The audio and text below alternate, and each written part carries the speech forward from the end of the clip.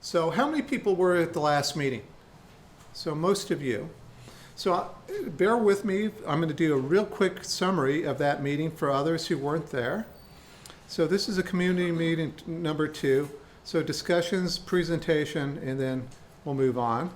So the sub-area plan purpose is here. You can't really see this really all that well. But it's really, as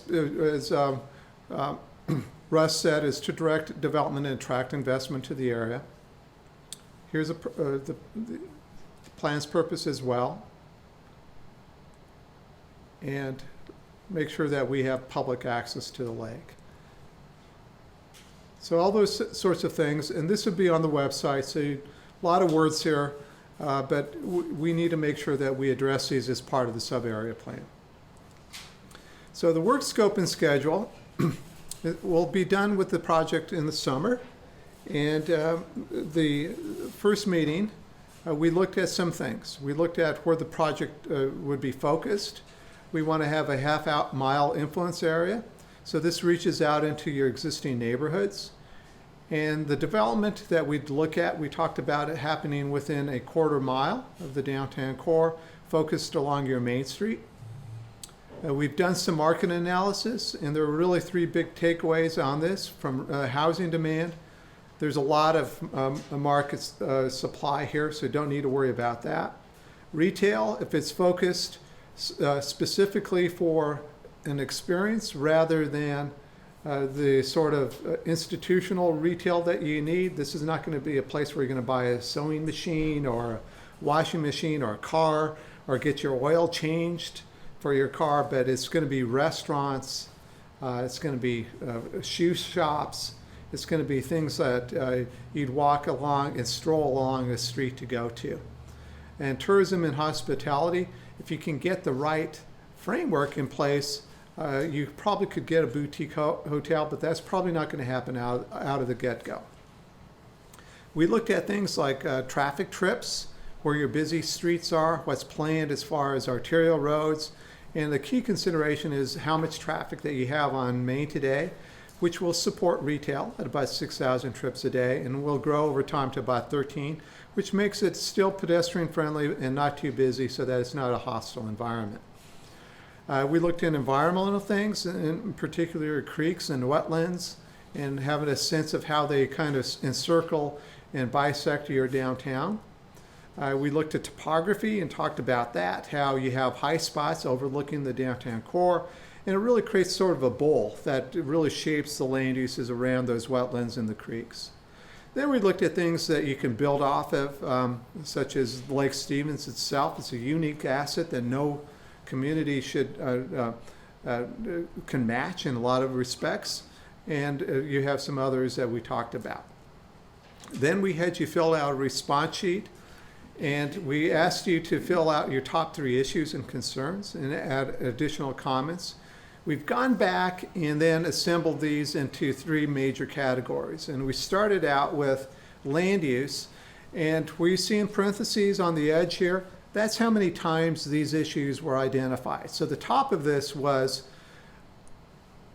ensure that downtown is a vibrant destination. And you can see the rest of those as you read down on it. And by the way, they're also listed on the back of your response sheet. So if you want to see that and can read it a little bit better, it's also there. So, so we want to do that. And as I go through this presentation, this is the touchstone for how we developed all the concepts. So some planning process, so people will ask you, what are your ideas and issues? And then you kind of say, well, punch list items, I already did that, let's move on. We use this again and again. And so at the end of this process, we need to make sure that we ask you again, did we adequately address your issues and concerns? So the second part of this would be circulation. And it includes these 3 things. And I'll go through these in more detail as we move through the concepts. And finally, implementation, design standards and height limits, character and other things like that. We'll have a larger discussion in the next meeting about that. So bear with me on that if you've got a specific issue that you want to talk about, heights, for example, and character. That'll be in our next meeting. So Russ identified the approach that we had for this meeting is identifying those fundamental elements for redevelopment.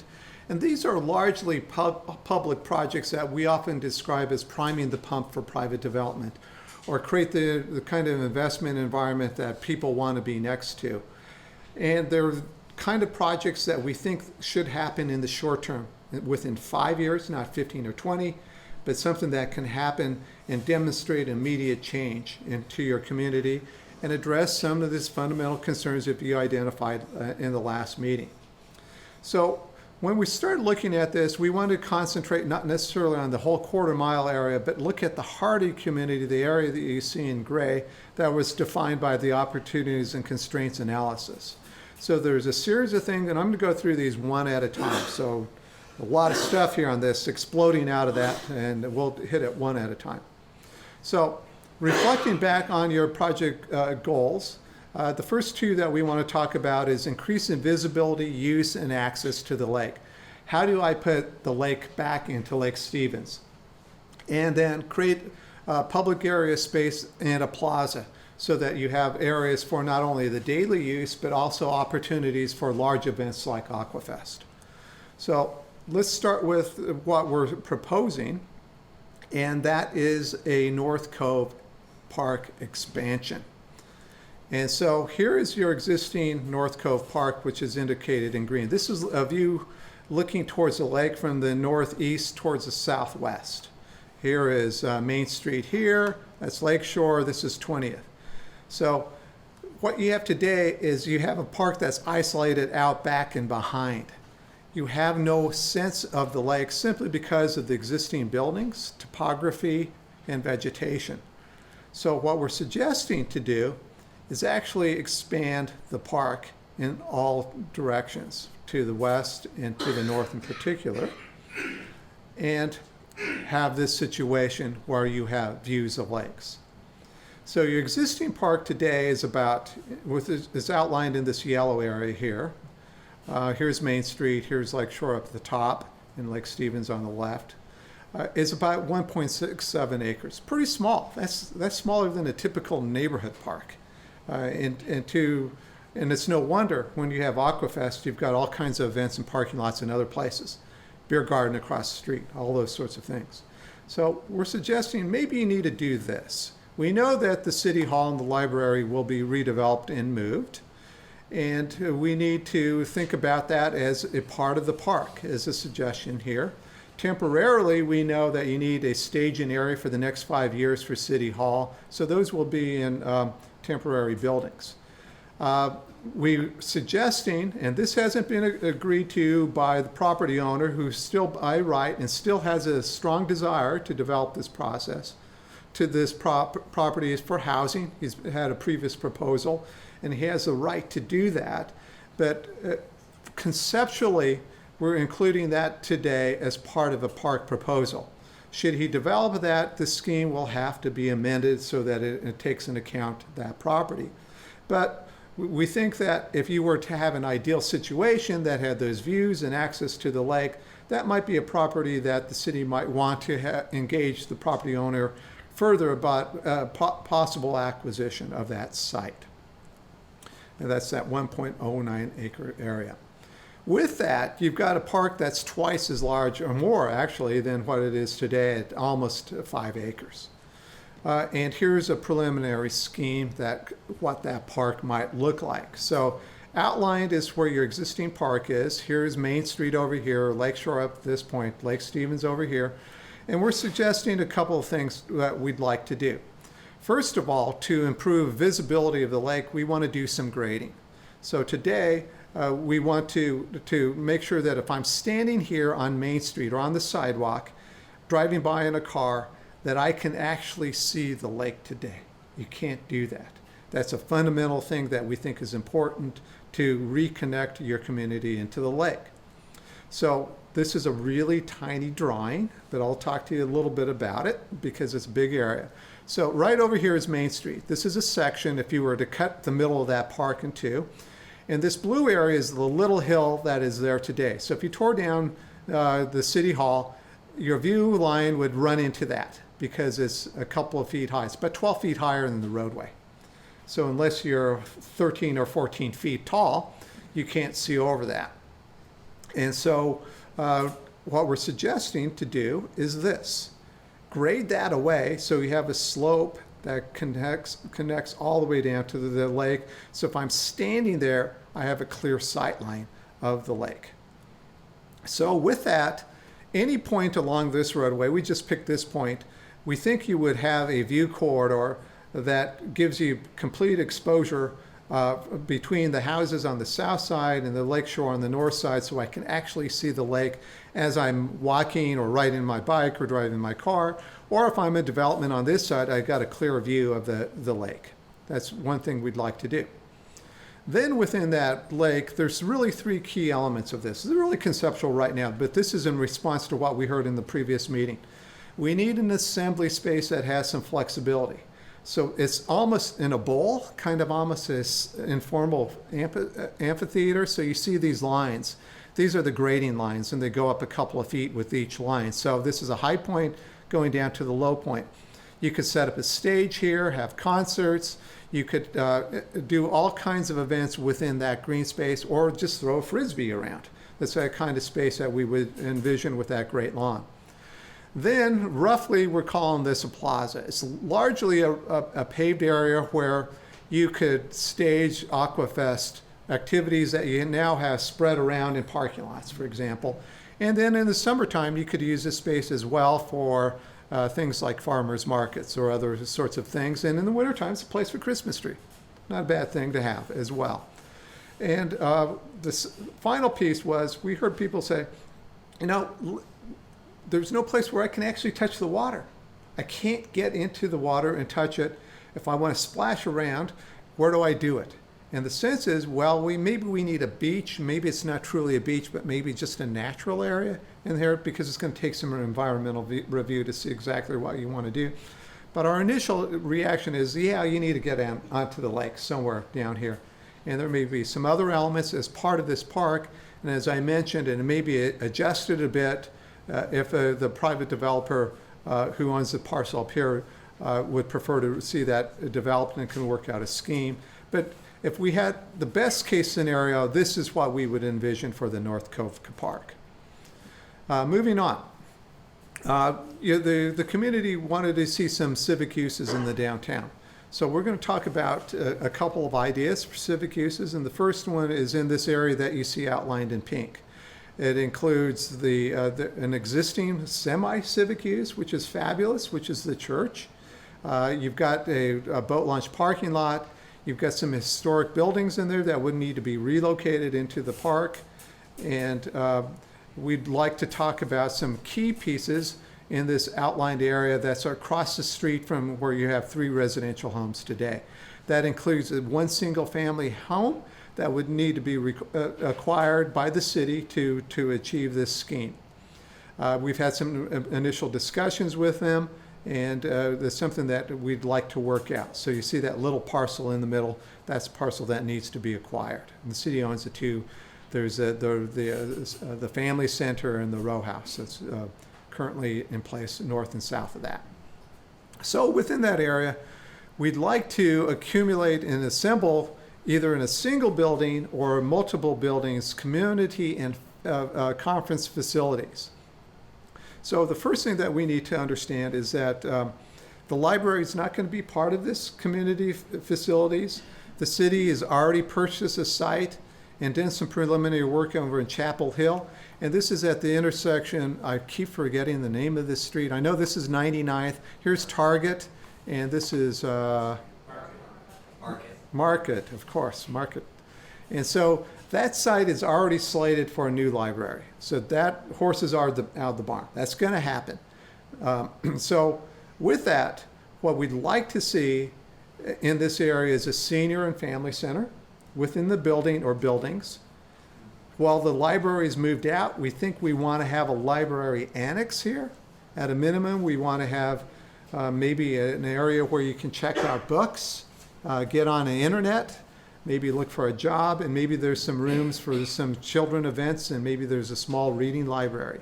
So we don't want to take all the functions out of the downtown for the library, but maybe have some specific ones for that area.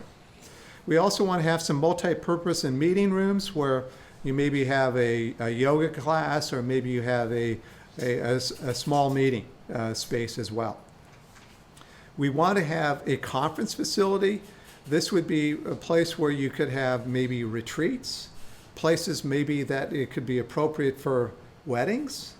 It's a banquet room that has a big assembly hall, meeting rooms, and a kitchen. Something that if you have those sorts of events, you've got that all in one space. And so we'll be looking at programmatically a little bit more about this if you agree to this concept. But as a minimum, a small conference facility would come out of this, and maybe larger. We've got the boat launch, and what we'd like to do is think about this boat launch in more comprehensive terms, not simply just a place where you back a boat in and drop off a boat, but maybe take some of the area that we've got for the boat launch in the parking lot over on this end and include a rowing facility. And so these are some images of rowing facilities of other places around the country.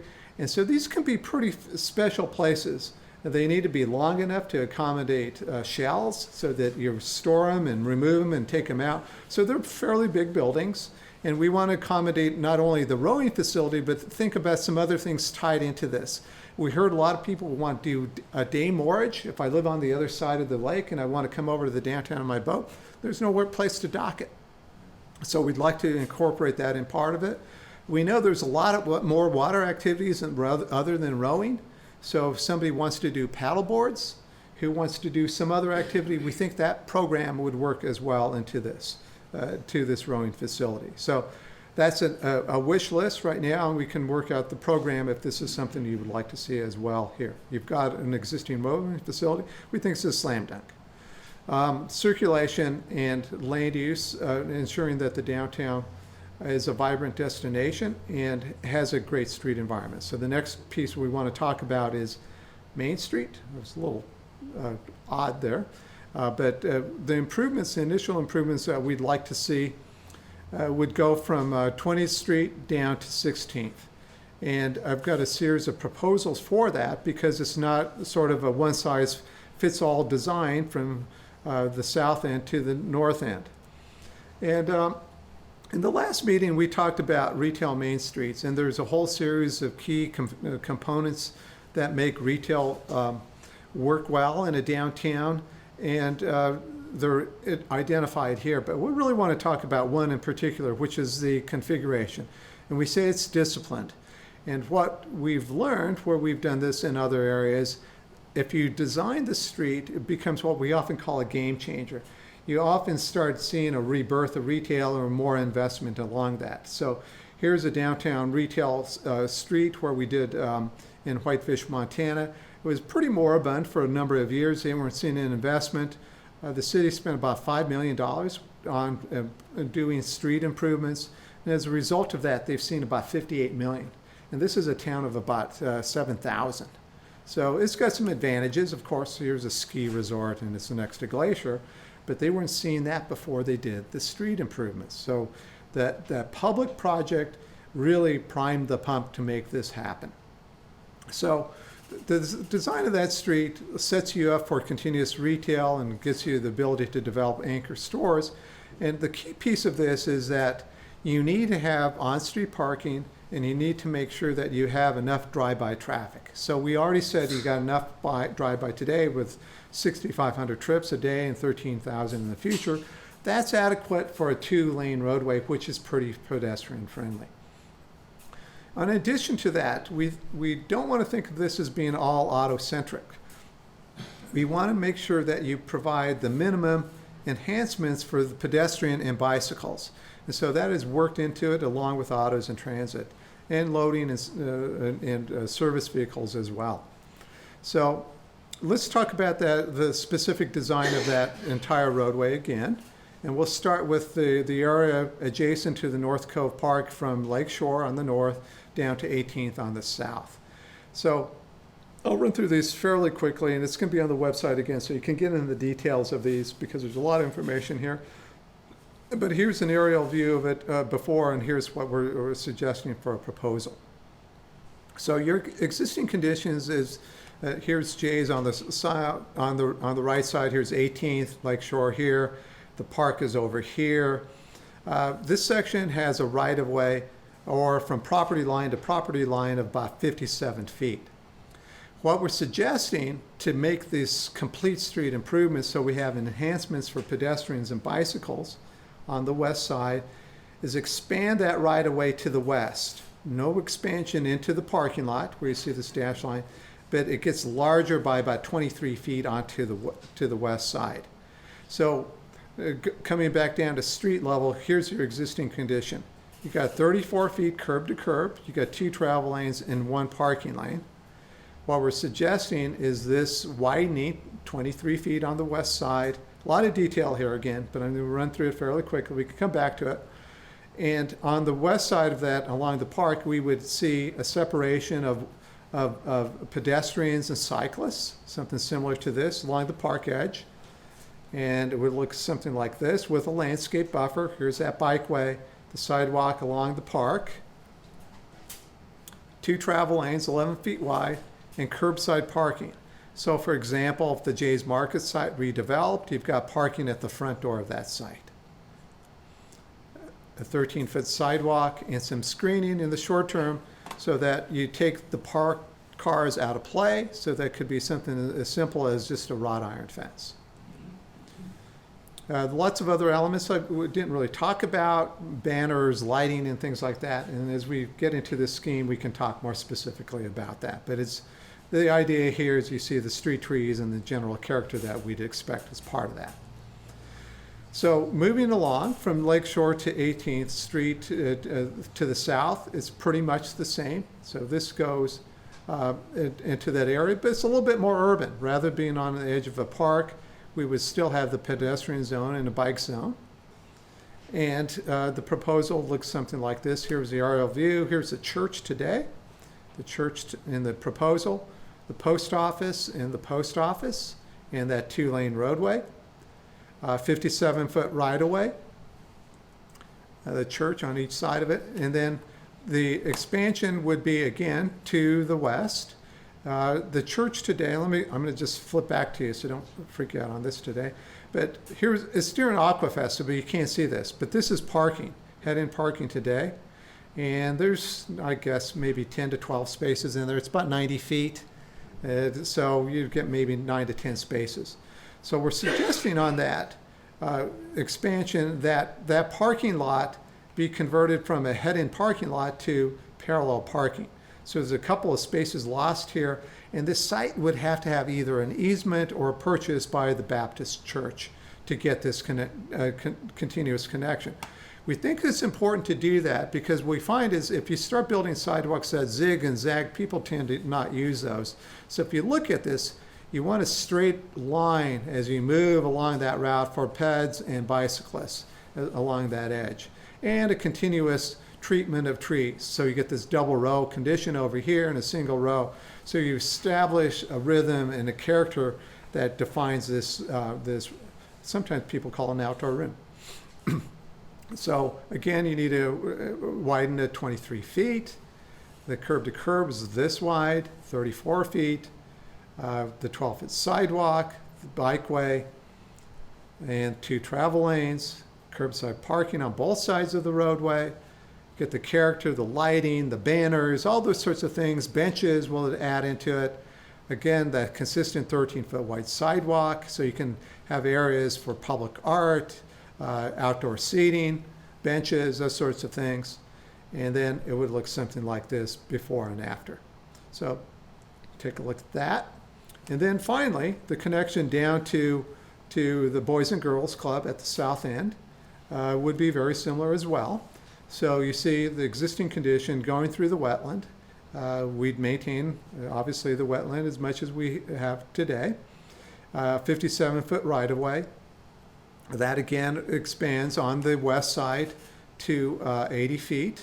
And you get a sense of that. And this is a pretty fun picture to take a look at. The entire length of that roadway and the character and the rhythm that we're trying to establish as you move along that and the straightness and the directness of this route, so it's well defined. And so along this, it's 23 feet of widening. You got 38 curb to curb, very wide today, and because you got parking in there for like boats and things like that during the fishing season. And we're saying today we want to maintain that 12-foot walk that we had to further to the north, the bikeway, a landscape buffer, 2 travel lanes, curbside parking, and a 13-foot sidewalk and landscaping. So the sidewalk can get a little bit narrower in through this zone, and maybe it's a little bit more natural in that area. So before and after, it looks something like this. And to the north, again, we're going from 20th up to Lakeshore. A lot of information here. Again, so I'll go through it fairly quickly. So this goes by the Chicken Shack and the Mini Mart. And so here, we're constrained by, on this edge, the existing Stevens Creek that goes under the Adriatica and continues further to the north. So instead of having a very wide roadway today, it pinches in. At the narrowest point, it's about 40 feet in width, right by the pump.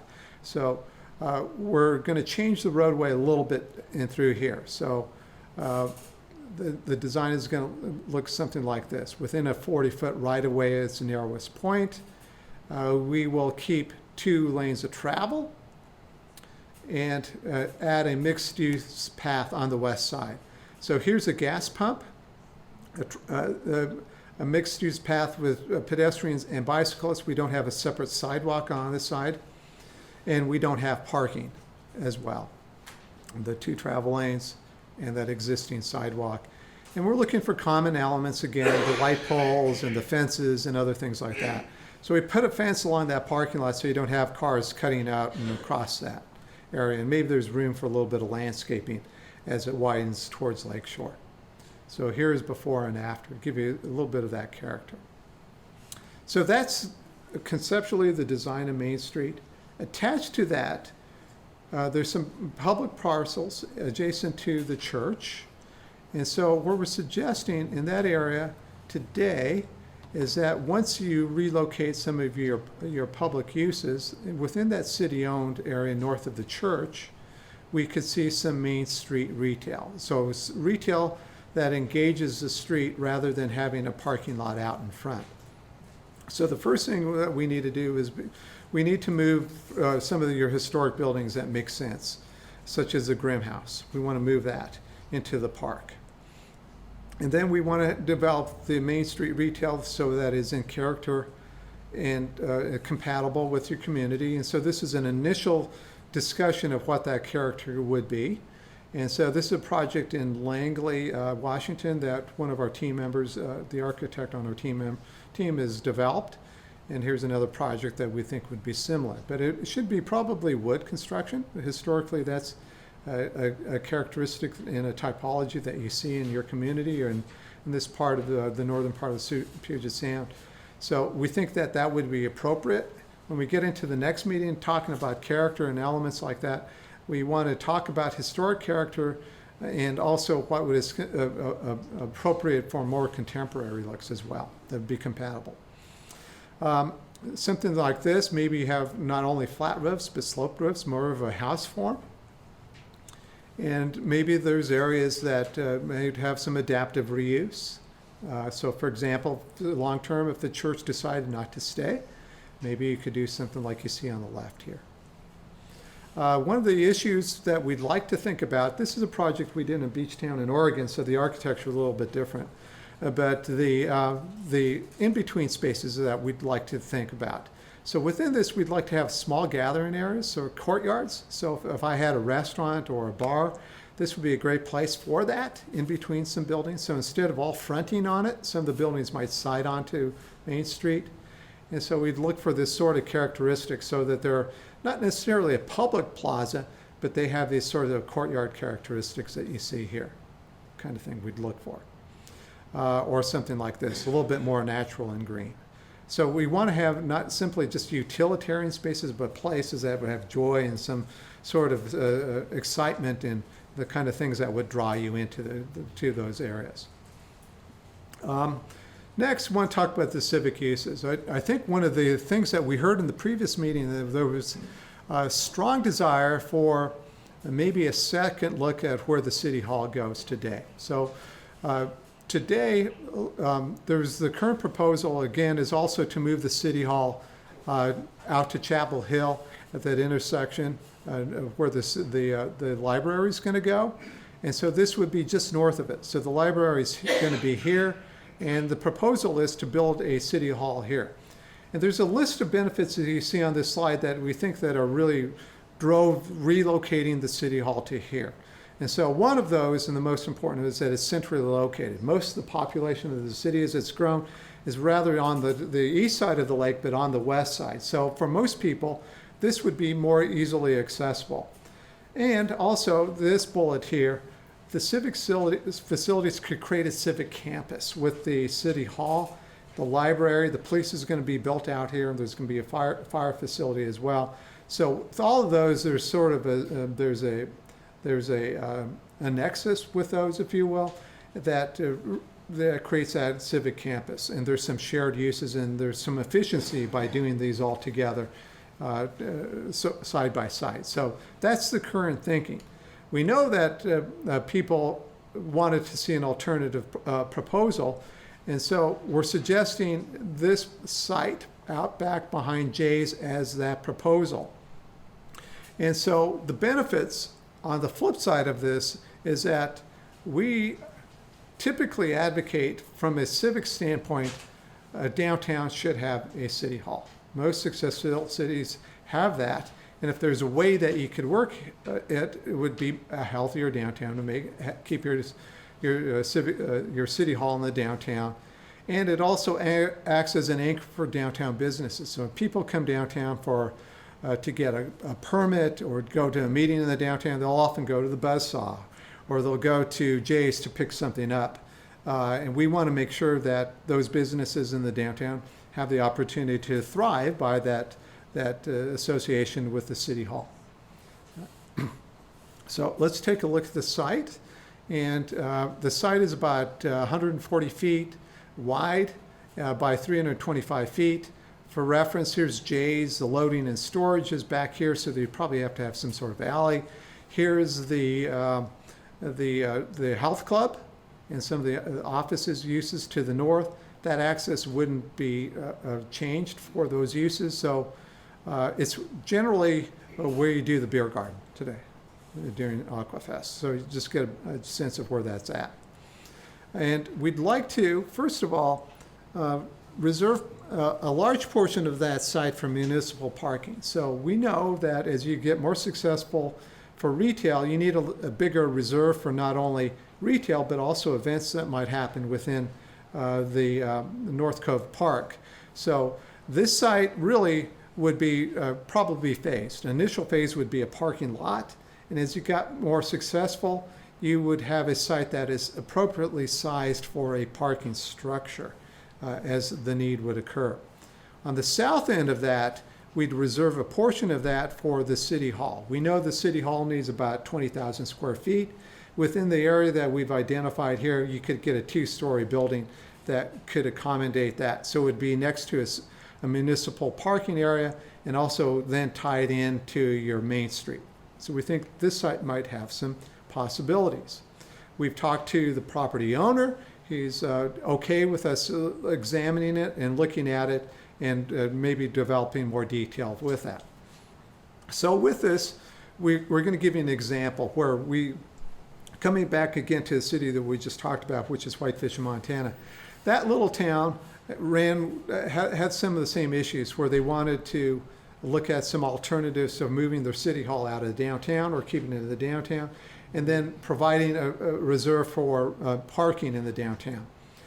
And through serendipity, the site that we developed and is currently under construction in Whitefish for a city hall and a parking structure is the same dimensions roughly as the site that we've identified behind Jay's. So this has some transferability to it. And the city hall program for their city is about the same as what the city's identified for the city hall. It's a two-story building and 21,000 square feet. It's got a little bit of a basement area, but generally it's about the same size.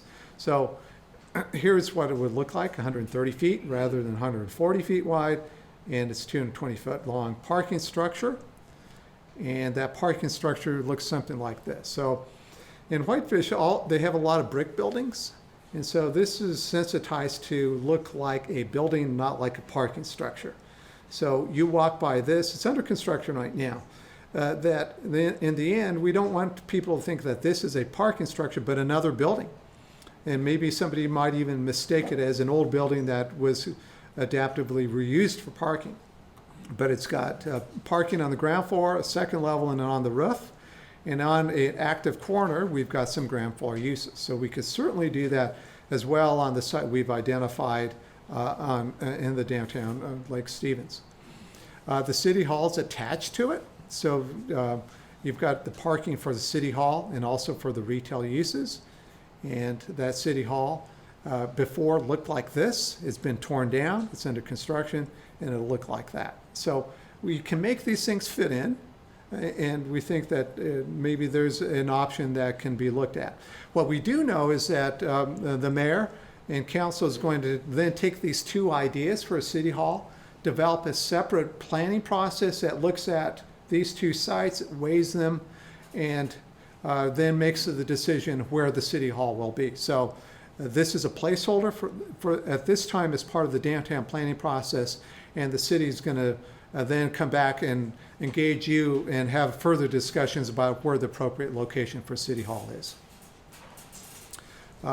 In any event, we do want to reserve that site if the city hall doesn't go in the downtown for that parking reserve. So we may have a little bit more parking if the city hall doesn't go here. So moving on to the next issue is about circulation connections, in particular to your neighborhoods and access to Centennial Trail. So we want to talk about a range of neighborhood connections, and those extend out to destinations outside of an easy 5-minute walk. So you see this radius that we've identified here, that's a 1/4 mile. Most people will comfortably walk on that. So we need to have good sidewalks that connect to these green dots, whether it's the middle school, the elementary school, the Boys and Girls Club, the beach, Centennial Trails out along the edge. You've got a series of other parks. So you can see a lot of these are on the edges. And so we want to make sure that we have access by walking and biking to these key destinations. Then they're tied to this main spine of the bikeway along Main Street. So that is kind of the north-south piece, and everything radiates then off of that connection with not a separate system, but a series of neighborhood mixed-use paths that include bicycle and pedestrians on the same facility. So what would that look like? It would be something like this, about 12 feet wide. It might have a stripe down the middle for outbound walking and inbound walking and biking. Maybe special intersection treatments at intersections with specific stops and signs. Or if it gets really busy, you may actually separate it, as in this drawing, it may be a little bit wider. So where would those occur? 16th Street, we think, is an important connection. You've got your regional park, in addition to Centennial Trail. City's public works engineers have looked at this. It looks pretty viable if we develop this on the short term. So we think that that's a pretty good connection. And it also then ties to the Boys and Girls Club. So we've got some really great destinations on 16th. 22nd, we think we need to connect to the middle school. Grade Road, we want to connect all the way north, probably up to the highway, and at least connect to the road that connects over to the high school. I don't remember what that is off the top of my head.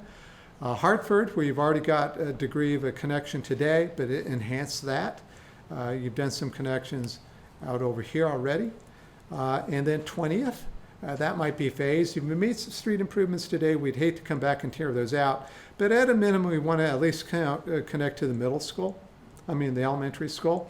And this is kind of a generic concept for all of those. So we're going to take a look at 20th today. So here's the restaurant on the south side of the roadway. Here's the intersection of Main Street. Here's the espresso stand to the west of it. And the creek goes underneath here. So that's existing condition today with 2 travel lanes. And this is kind of the proposal that we would expect all within the right-of-way. So this doesn't impact any of the parcels to the south or to the north, but we can fit in a mixed-use path if we narrow it down the roadway a lot. There's a lot of excess space in through here, but this still gives us 11-foot lanes going through here. And we may drop a little bit of parking on the street on the south side. So before and after. So this is generic, and if you like this general concept, we can do specific designs for each one of these roads and look at individual conditions where you need parking, and maybe the bikeway gets a little wider or moves and jogs a little bit here and there. Lakeshore is the other kind of key connection, we think, at least out to the beach. And maybe there's a follow-up study that looks at Lakeshore as a connection even further out of town. But we think maybe a scheme at least goes to Mitchell. That'd be something that you might want to build as part of the downtown plan. And we want to think about this connection as maybe as a destination in itself, not simply just a pathway. So there's a couple approaches to deal with this. So the first one would be developing a boardwalk. You've probably been in a lot of communities, they're all over the Northwest, where you have boardwalks along waterfronts. And this would be built adjacent to your existing roadway, so 10 to 15 feet in width. And it would have a walkway, and then there would be a series of other elements that we'd want to see on it. So it would be something like that. That would be cantilevered over it. And so this is getting into some environmental issues, so that there's an environmental zone, and so that we've got an environmental consultant on our team. So this needs to meet some of the state's requirements for environmental areas. So this would be subject to that review if this is something that you would want to pursue. And we think it would have some of these sort of characteristics. So we think you need things like lighting, places where you can places where you can pull out, and maybe there's some benches out here for viewpoints, railings, and it would be wood generally. It might be paved in some other areas as well, something like that. And then a second option would be something that you do during Aquafest today, is actually take one lane of traffic out of the roadway. This would be from Main Street to Mitchell, and there's 2 ways we could deal with this. One, we could make it one way. It's a fairly low volume street today. We need to do a little bit more traffic analysis. Farron Pearson on our team traffic analysis. We'd look at it, but preliminary we're saying, let's make this a one-way travel lane from west to east, and then take everything from the center line and then dedicate that to bikes and pedestrians. And so it would look something like this. So within the existing paved area, travel lanes for automobiles and trucks. On the west side, or not the west side, but the south side adjacent to the lake, you would have a mixed area for pedestrians and bicycles and emergency vehicles as well. So here's a really kind of a low-cost, cheap approach. You could make this a permanent separation with a curb or a landscape planter, but if you wanted to do something fairly quickly and provide a lot of flexibility, that's what a lot of communities do. They just come back in with these plastic curbs. This can be segmented or it could be continuous, as shown in here. And this provides that separation, because what we hear anecdotally, for example, in Aquafest, sometimes people ignore the separations and drive through there. This has to be really safe for pedestrians and bicyclists, so that this needs to be fairly robust, yet allow the ability for a fire truck to use that if there was an event, or an ambulance to use that space as needed. So that's the presentation. A lot of stuff. If you got specific questions, we can go back to it. But let me just, before we do that, I want to talk to you a little bit about the response sheet. It's got all these elements that I talked to you about. And we've got images for each one of the key decision points. North Cove expansion, Main Street improvements, community facilities, Main Street retail, parking, City Hall, and then the connections. What we'd like you to do is say, do I support this? Yes, no, or other. Maybe you got a different idea, or it's a change to this. And so what we'd like to do is to get a tally, to get a general sense of whether you support it or not. So if most of you say yes of this, we'll probably develop more detail on it. If most of you say no, we need to find another idea. Or if you've got another idea and a lot of people mark other, we need to consider that as well. So do that for us. And then if you need to write about it, you can write it in the comments area as well. So you can add pages or whatever you need to do with this, but this just gives us a sort of a ballot to get a sense of what people think about these proposals. So if you'd fill that out and turn it into the white box before you leave on the back table back here, we'd appreciate that. So here they are again, North Cove expansion. Again, this is private property, need to be acquired. Currently, they want to develop it, but we can, at a minimum, develop the city's own parcels. The street, character of a complete street, and the roadway elements that we talked about. The community conference center on the north side, boat launch and rowing facilities in the lower end of the area. Some small retail development facing Main Street here. Municipal parking out behind the Main Street Center. And then City Hall, again on the south side. That would be, if you agree to that, that would go into another process that would be discussed. And these pathways that we identified. Maybe there's another one, or maybe you've got an idea for a change on that.